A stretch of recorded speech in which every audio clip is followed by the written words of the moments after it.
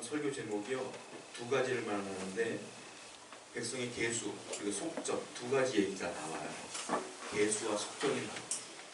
그런데 우리가 그 성경 얘기를 할 때 구속이라는 단어가 있어요. 구속함을 받았다. 그럴 때 우리가 대충 이해하기는 구원함이라는 단어와 동일하다고 느낄 수가 있잖아요. 구속함이라는 단어가 설명하기가 굉장히 어려운 단어냐. 제가 어린 시절 때 성경을 읽다가 구속이라는 단어가 나왔을 때 조금 의아했어요. 왜냐하면 여러분 우리가 알고 있는 구속이라는 단어는 뭐예요? 내가 죄를 지었을 때에 감옥에 갈 때 구속이라는 단어를 쓰잖아요. 그러니까 이 구속이라는 단어가 이 성경에 왜 나왔을까 처음에 의아했던 게 있었거든요.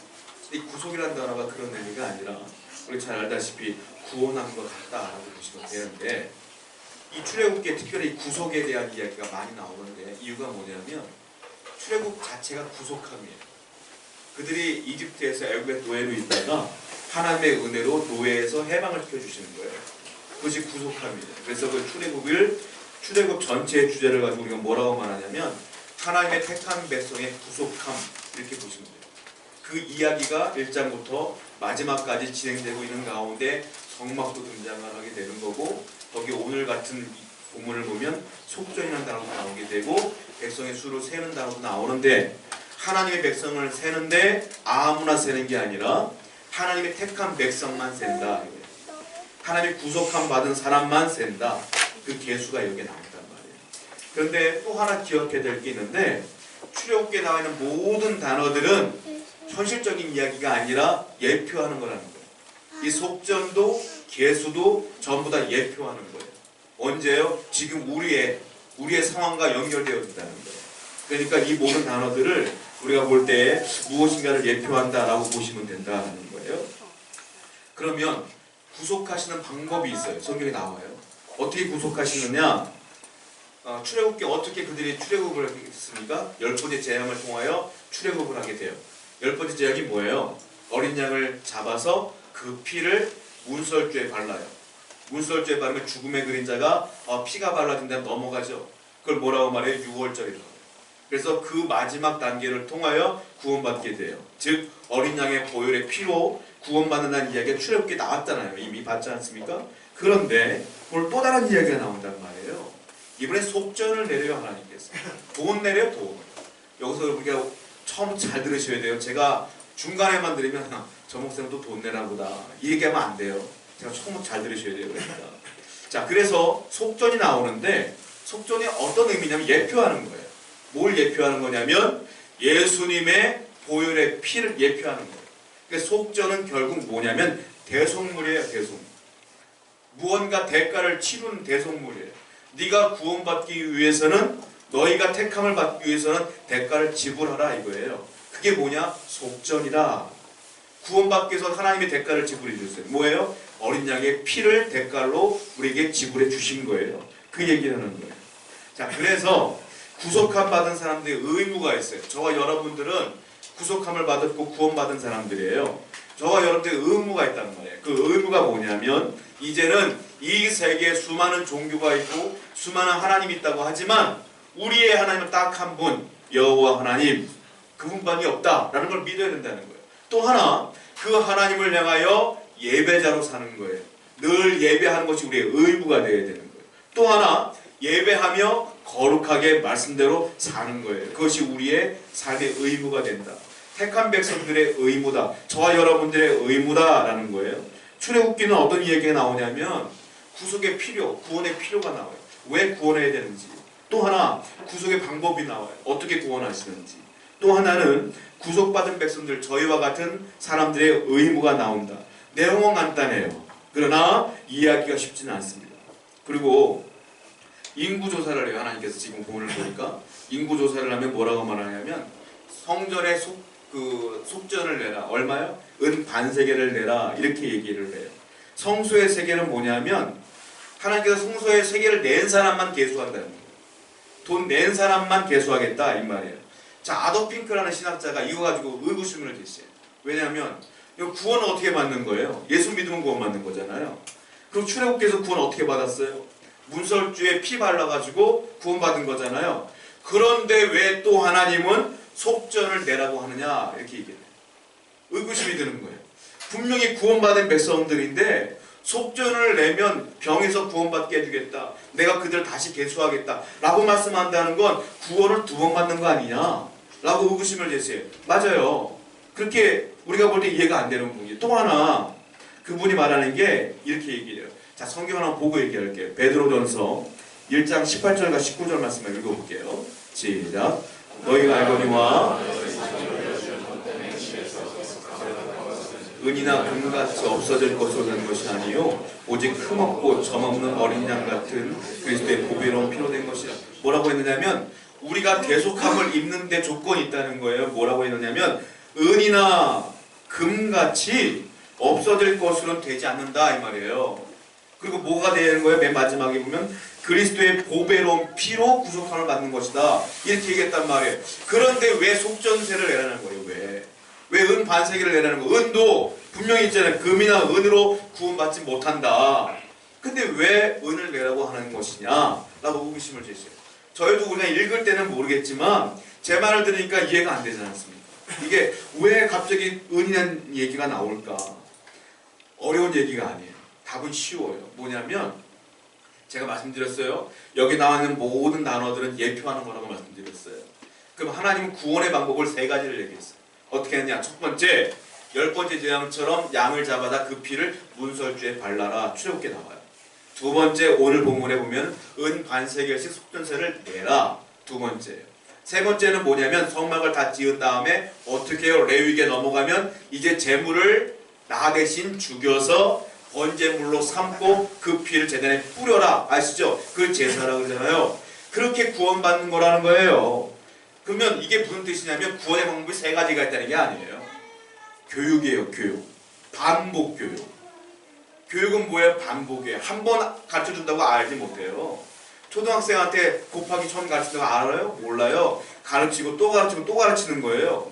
구속함이라는 단어가 중요하기 때문에, 어렵기 때문에 하나님은 3번에 걸쳐서 교육하시는 거예요. 어떻게? 핵심은 그거예요. 구원받기 위해서는 뭔가 대속물이 있어야 된다. 이게 핵심이에요. 첫 번째는 뭐냐? 양을 잡아다 피를 뿌려라. 두 번째는 뭐냐? 너의 대속물이 속전이 될 것이니 은세계를 바쳐라. 이거예요. 세 번째는 뭐냐? 제물을 바쳐 번제를 드려라. 계속 3번에 걸쳐서 반복 교육하시는 것이다. 이해가 되셨죠? 그러니까 하나님은 돈 내라가 아니에요. 돈을 내야 구원한다는 게 아니에요. 무언가 대속물이 있어야 되는데 그 대속물에 대한 이야기를 하나님은 반복 교육을 통해서 말씀하고 있다라는 거예요. 그러면 왜 그렇게 반복하실까요? 어렵다는 거예요. 그렇다면 이 속전은 뭘 예비하는 거냐? 이 은은 뭘 예표하는 거냐? 예수 그리스도를 예표하는 거다. 이것도 또한, 즉 예수님이 날 대신 대속물로 오셨다. 그분이 돌아가셨기 때문에 내가 그분을 믿음으로 구원받는다. 이 진리 하나예요. 다. 예수님이 나 대신 돌아가신 거다.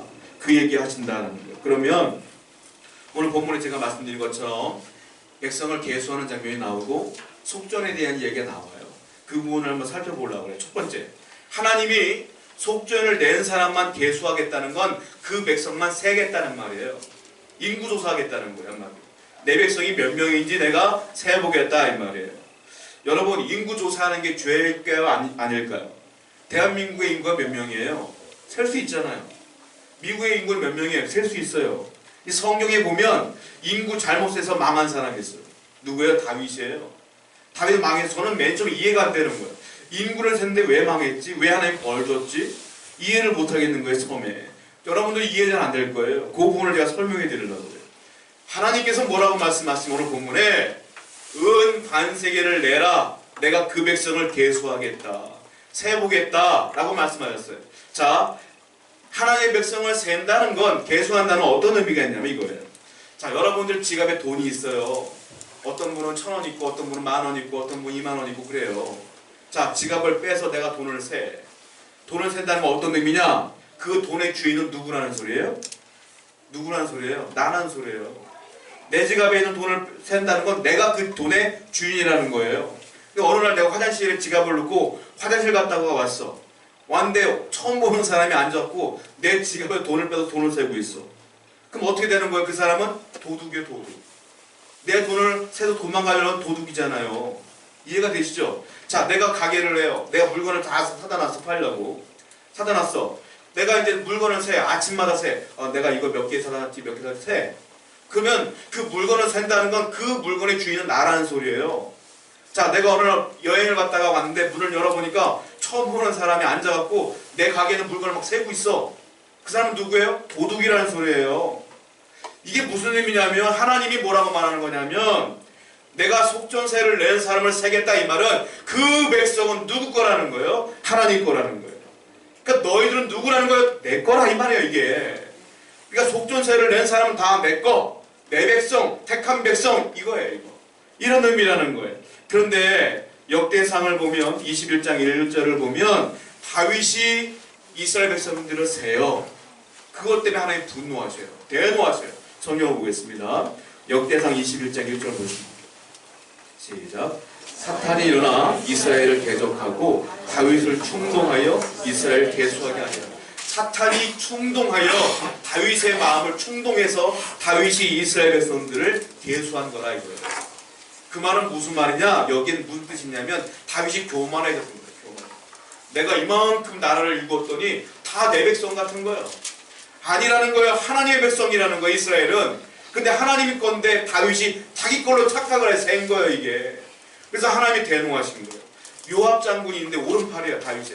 그 사람이 그걸 알았어요. 다윗 왕에게 얘기해요. 세면 안 된다고. 자, 성경을 볼게요. 역대상 21장 3절이에요. 읽어볼게요. 시작. 요압이 아뢰되 내 주 왕이여 이 백성이 다 내 주 종이 아니냐니까? 내 주께서 어찌하여 이 일을 명령하시나이까? 어찌하여 이스라엘에게 범죄하게 하시나이까? 세지 말라는 거예요. 세지 말라는 거예요. 하나님의 백성인데 당신이 왜 세냐는 거예요. 그런데 말 안 들어요. 다윗이 결국 세잖아요. 몇 명이라 그거 만족하잖아요. 그때 하나님이 대면에서 누구 보내요? 선지자 갓을 보내요. 갓이 뭐라고 말합니까? 하나님이 화가 났어요. 그때 다윗이 깨달아요. 큰일 났구나. 내가 실수했구나. 다윗이 뭐라고 말하냐면 이렇게 얘기해요. 자, 하나님 벌 줄 건데 세 가지 중에 선택하셔요. 첫 번째, 이 나라에 3년 동안 하나님이 감흥을 줄 겁니다. 두 번째, 당신이 원수에게 패하여 3개월 동안 도망자가 될 것입니다. 세 번째, 3일 동안 이 나라에 전염병을 주셔서 사람이 죽어나갈 거예요. 선택하세요. 도망갈 구멍이 없어. 다윗이 생각하니까 3년 동안 가뭄이 있으면 이 나라가 망할 것 같아. 두 번째, 3개월 동안 내가 쫓겨나가야 돼. 지긋지긋해. 왜? 사울한테 10년 동안 도망다녔거든. 그러니까 3개월 동안 또 도망가야 돼. 지겨워. 마지막 보니까 3일만 버티면 될 것 같아. 전염병 돌면 되니까. 세 번째를 선택해요. 하나님이 3일 동안 그 나라에 전염병을 줘. 몇 명 죽었는지 알아요? 7만 명 죽었어요. 3일 만에 7만 명이 죽어버렸어요. 다윗이 백성 한번 잘못 세갖고 7만 명이 죽은 거예요. 하나님의 백성이라 이거예요. 하나님의 백성. 저와 여러분들은 누구 거라고요? 하나님 거라는 거예요. 왜? 예수 그리스도를 믿으니까. 그 어떤 것도 우리를 침범하지 못한다. 저와 여러분은 하나님 것이다 라고 말씀하시는 거예요. 또 하나, 두 번째는 무언가를 센다는 건 통치권이 그분에게 있다는 거예요. 명령권도 그분에게 있다는 거예요. 여성분들은 모르겠지만 남성분들은 군대를 갔다 와서 알 거예요. 군대를 가면 아침과 저녁에 점호라는 거예요. 점호를 왜 하냐면 탈영병이 있나 없나 늘 세요. 몇 명이 있는지를 세요. 그걸 누가 세냐면 사병이 세지 않아요. 장교가 세요. 보고를 받아요. 제가 군생활할 때 저희는 그 일반 제가 육군이 아닌 걸 아시잖아요. 제가 이제 군생활하다 보니까 앞에 군대 앞에 슈퍼마켓이 하나 있거든요. 거기에 만두를 팔아서 쪄서 팔아. 근데 배고프니까 이 사람들이 밤마다 철조망이 있었는데 그걸 놓고 조금 열어서 글 빠져나가가지고 만두를 먹고 오곤 했어요. 저희 내후반에 점호를 하는데 점호 시간이 다 됐는데 한 사람이 없어진 거예요. 와가지고 한 사람이 비어. 이 양반이 시계를 차고 나갔는데 시계를 잘못 맞춰가지고 시계가 죽은 거예요. 죽은지도 모르고 시간을 모르고 만두 먹고 있는 거거든요. 근데 와가지고 난리가 났어요. 탈영동이 생겼다 난리가 난 거예요. 잡아오니까 만두 먹고 있어. 잡아왔어요. 어떻게 됐겠어요? 두들겨 맞고. 그리고 영창 갔어요. 그 사람. 자, 누가 세느냐? 통치권자가 세요. 누가 세느냐? 누가 명령하느냐? 명령자가 생깁니다. 즉, 이 말은 무슨 말이냐면 백성의 계수를 센다는 건 성전세를 내고 센다는 건 무슨 말이냐면 너는 하나님 거야. 그리고 하나님은 너의 통치자야. 이 말을 말씀하시는 거예요. 저와 여러분의 통치자는 하나님이라는 거예요. 자, 성경을 보면 다니엘서 5장을 보면 벨사살 왕이 나와요. 벨사살이 누구냐면 바벨론의 마지막 왕이에요. 바벨론 왕이 이 나라가 악한 왕인데 뭘 하냐면 잔치를 벌여요. 잔치를 쫙 벌여.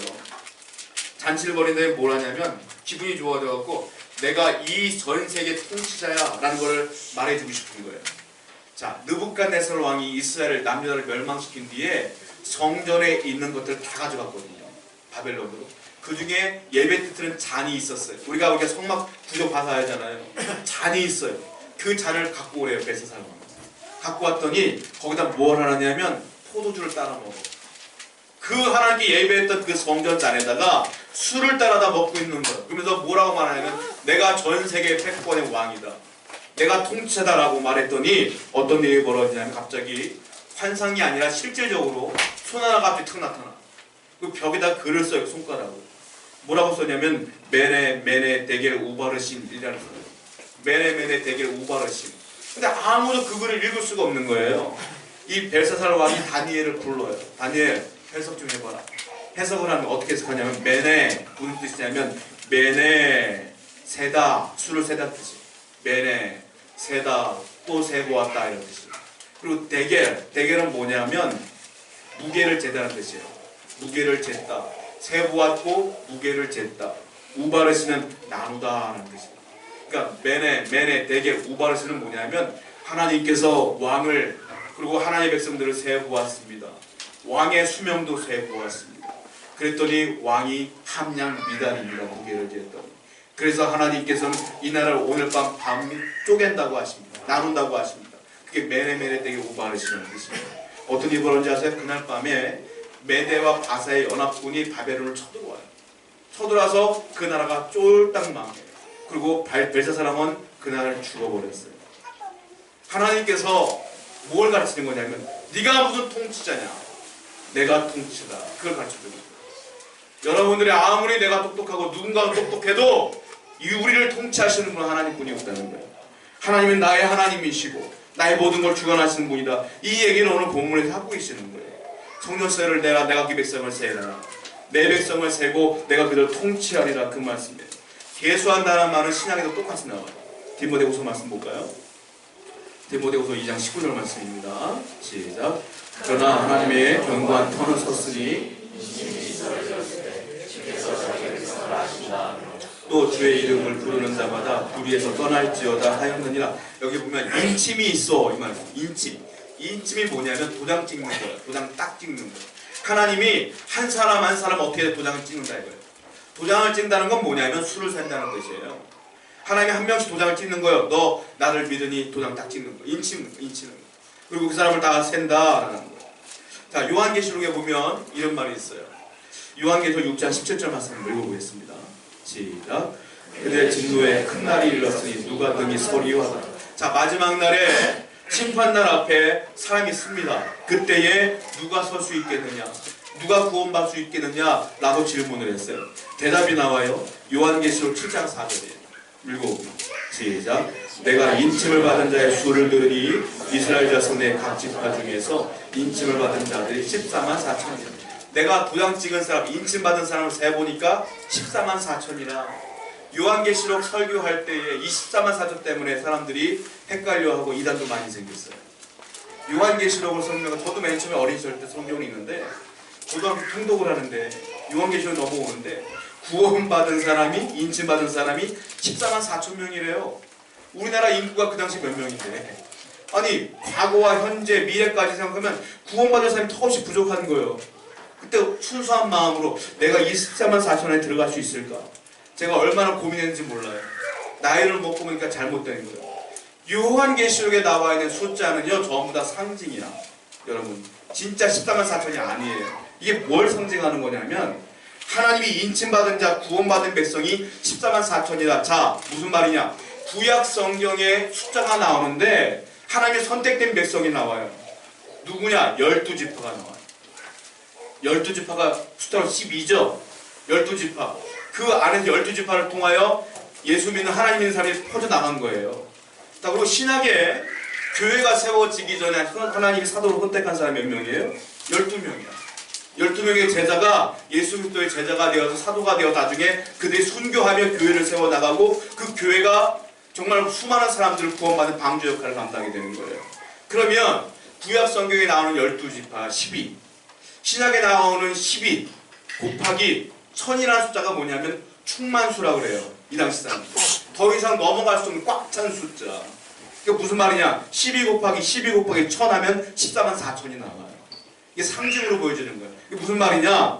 구약 성경에 하나님 믿는 모든 사람들, 신약 시대에 하나님 믿는 모든 사람들이 꽉 차면 그때 하나님 온다 이런 뜻이에요. 이게 14만 4천이 아니라, 그러니까 저와 여러분들 포함되는 거 안 되는 거예요? 되는 거예요. 계수한 사람들, 인칭받은 사람 다 하나님의 은혜를 받는 사람들이 된다. 사람을 셀 수 있을까요? 없을까요? 못 세요. 성경을 보겠습니다. 요한계시록 7장 9절이에요. 읽어볼게요. 시작. 이후에 내가 보니 아무도 능히 셀 수 없는 큰 무리가 나와 흰 옷을 입고 손에 종려 가지는 것을 들고 보좌 어린 양 앞에서 능히 셀 수 없는 큰 무리가 나온대요. 이거 누구냐? 아까 말씀드렸던 14만 4천, 즉 구약과 신약에 예수 믿는 모든 사람들. 사람은 못 센다 이거 숫자로. 어마어마한 숫자니까. 근데 하나님은 다 한 명씩 인을 쳤기 때문에 다 기억하신다. 하나님은 그래서 수를 센다는 건 저와 여러분들을 얘기한다는 거예요. 그분들은 뭘 하라고요? 은 반세겔의 속전을 내라. 이 얘기라는 거예요. 그 속전은 누구라고요?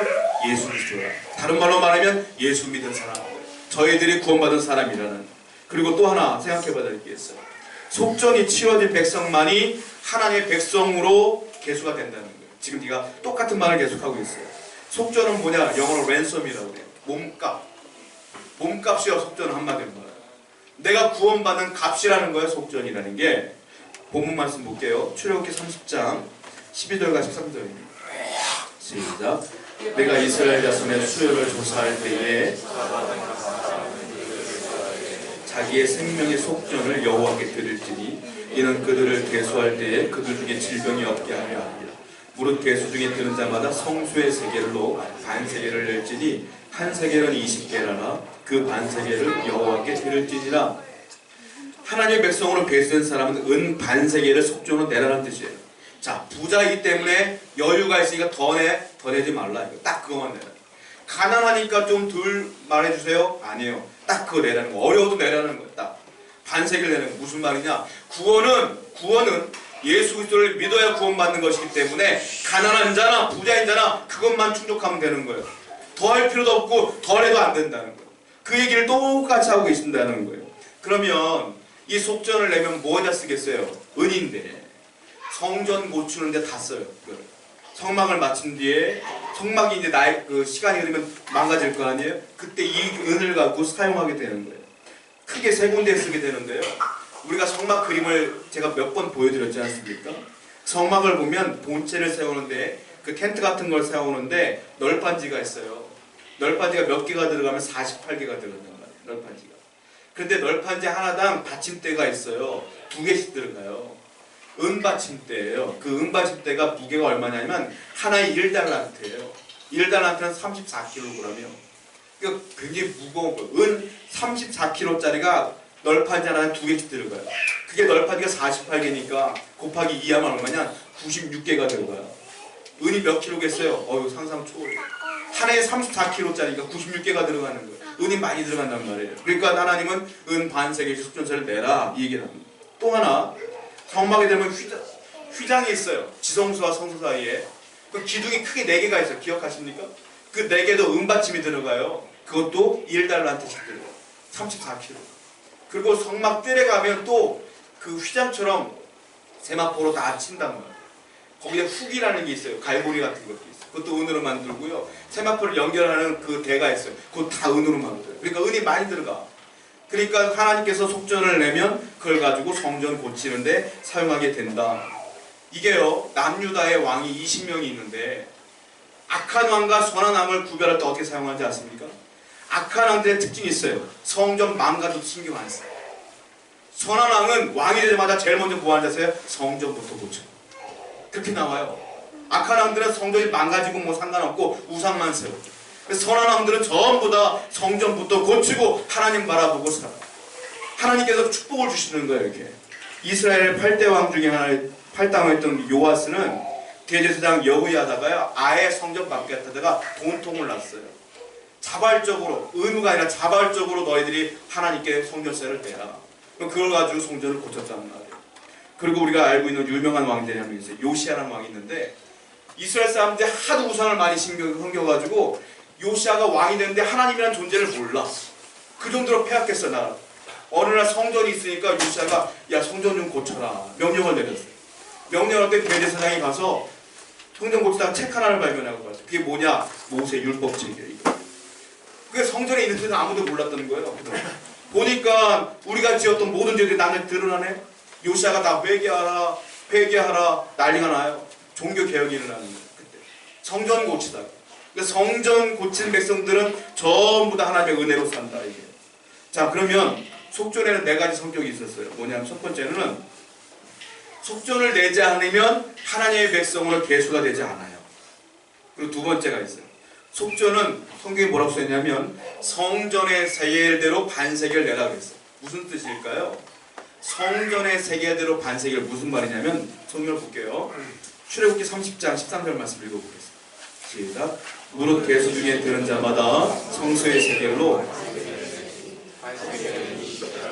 그 반세겔을 여호와께 드릴지라. 성소의 세겔로 반세겔 무슨 말이냐면 원래 그 시장 유통되는 돈이 있었어요. 그게 이제 은인데 유통되다 보니까 오랫동안 이렇게 이 사람 저 사람에게 가니까 은이 달아 보니까 반세겔이 안 되고 이게 함량이 미달되는 경우가 많아. 그래서 사람들이 속이다 보니까 그들이 쓰는 은돈에는 전부 다 함량을 미달시켜. 가짜야. 반세겔이 안 돼. 근데 성소의 세겔로 반세겔을 말하는 무슨 말이냐면 정확하게 반세겔을 만들어서 하나님께 드려라 이 말이에요. 덜도 말고 더도 안 돼. 딱 반세겔 하나님께 드려라 이 말이에요. 아까 말씀드린 것처럼 예수 그리스도를 예표하는 거기 때문에 그렇게 말씀하셨습니다. 그리고 세 번째는 뭐냐면 속전은 하나님이 정하신 정확한 금액이 되는 거예요. 그래서 더 이상도 안 되는 거예요. 부자라고 더 낼 수도 없어. 가난하다고 안 낼 수도 없는 거예요. 딱 내야 되는 거예요. 네 번째는 속전 그 자체가 구원을 주는 게 아니라는 거예요. 돈 자체가 구원을 주는 게 아니라 무언가 실체를 예표하는 거다. 그게 뭐라 그랬어요? 예수님의 보혈을 예표하는 거라고 말씀드렸다. 자, 성전서가 신약에도 있어요. 마태복음 20장 28절 말씀 볼게요. 대단히 중요한 구절이에요. 읽어보겠습니다. 시작. 인자가 온 것은